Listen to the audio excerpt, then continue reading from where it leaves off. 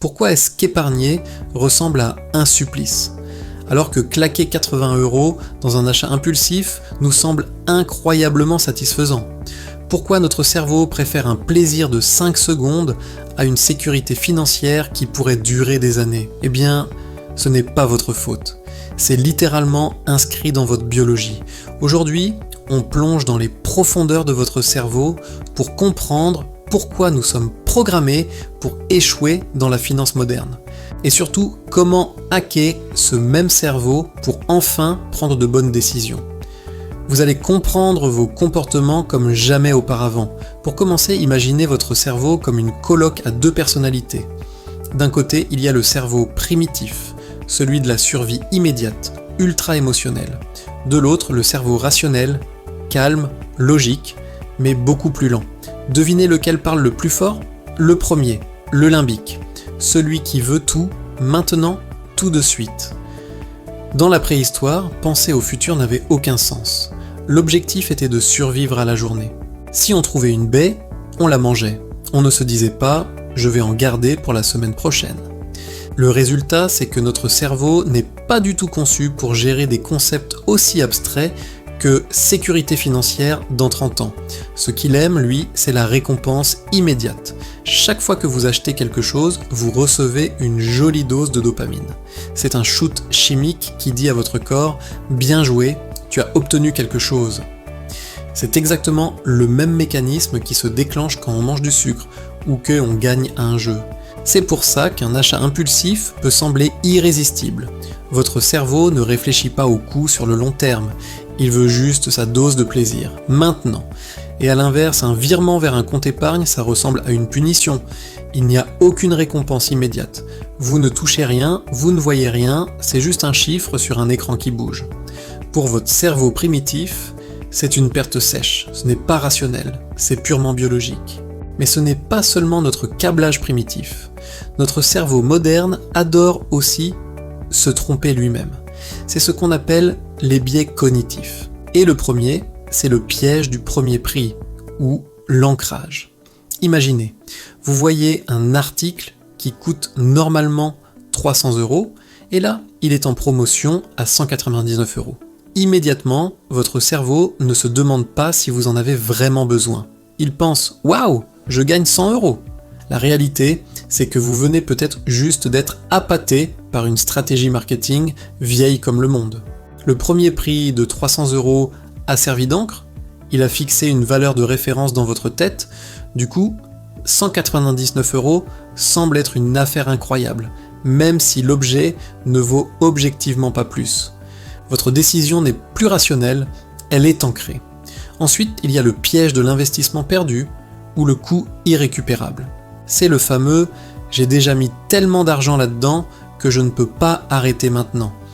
On a tous connu ça, que ce soit un abonnement à la salle de sport qu'on n'utilise plus, un projet qui ne mène nulle part, ou un mauvais investissement en bourse, on continue à injecter du temps et de l'argent juste parce qu'on a déjà commencé. Pourquoi ? Parce que notre cerveau déteste admettre qu'il a eu tort. Reconnaître une perte, c'est douloureux.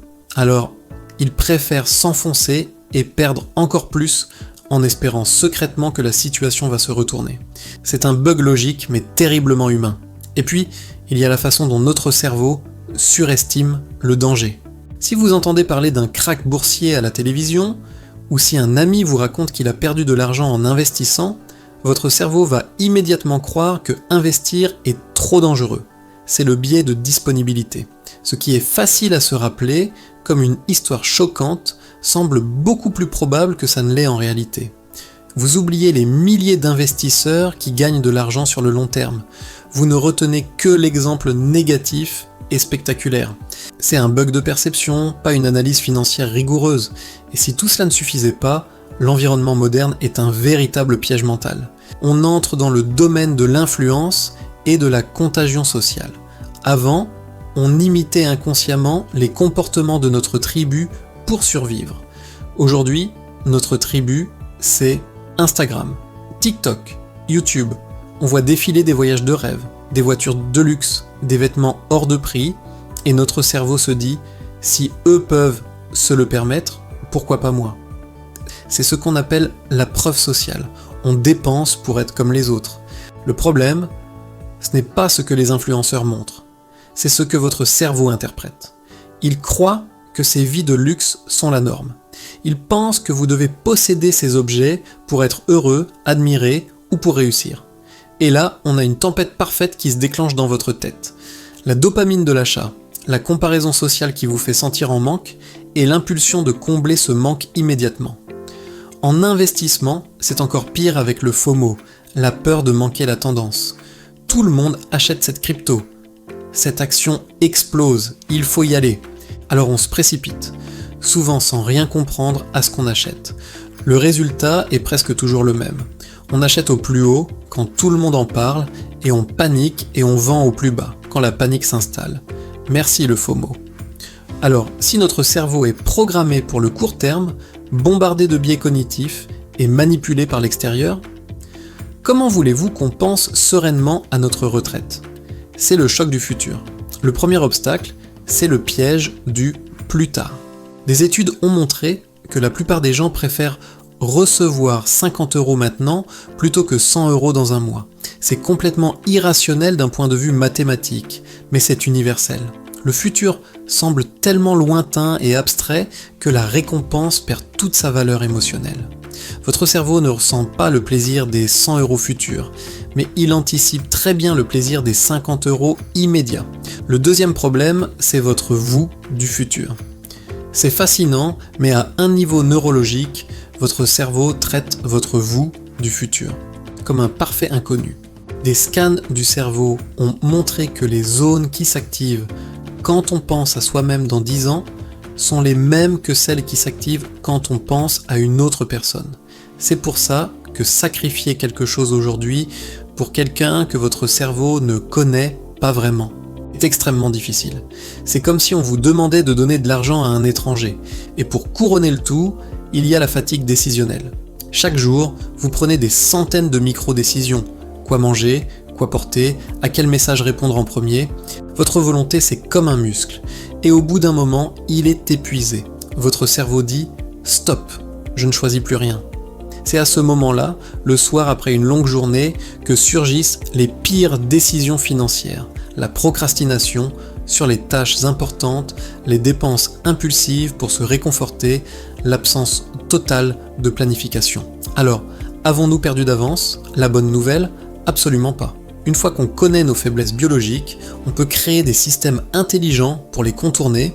La clé, ce n'est pas de se battre contre son cerveau, mais de travailler avec lui. Premier hack, automatiser les bonnes décisions. Le meilleur moyen de ne pas céder à la tentation, c'est de ne même pas avoir à faire de choix. Ce que vous n'avez pas à décider chaque mois, vous le ferez. Mettez en place des virements automatiques vers votre épargne le jour où vous recevez votre salaire.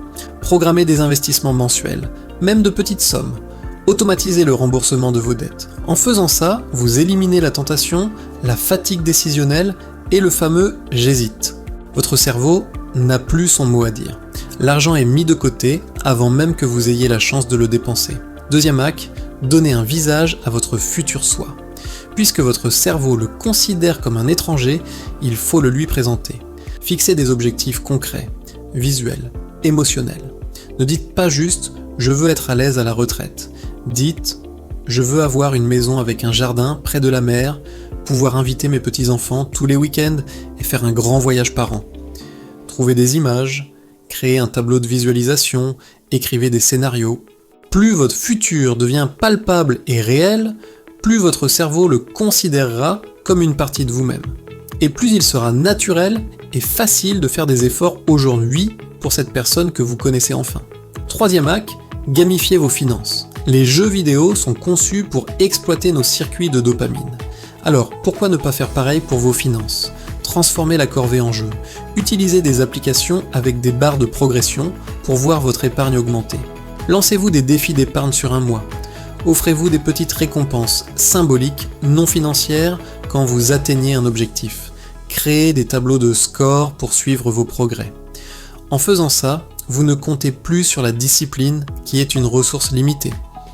Vous piratez le système de récompense de votre cerveau pour transformer l'épargne en plaisir. Notre cerveau n'a pas été conçu pour la finance moderne, mais maintenant, vous connaissez les mécanismes qui vous sabotent, et surtout, comment les contourner. La clé, ce n'est pas la force de volonté, c'est la compréhension, l'automatisation et la stratégie. Si vous voulez reprendre le contrôle de votre argent, commencez par reprendre le contrôle de votre cerveau. À vous de jouer, et si tu veux continuer à explorer ces réalités, comprendre les forces invisibles qui influencent ton argent et découvrir des conseils gratuits pour optimiser ton budget, abonne-toi à ma chaîne Technobudget. Ici, on transforme les chiffres en récits et les récits en solutions concrètes pour ton quotidien. Alors n'oublie pas de liker et clique sur s'abonner et rejoins l'aventure.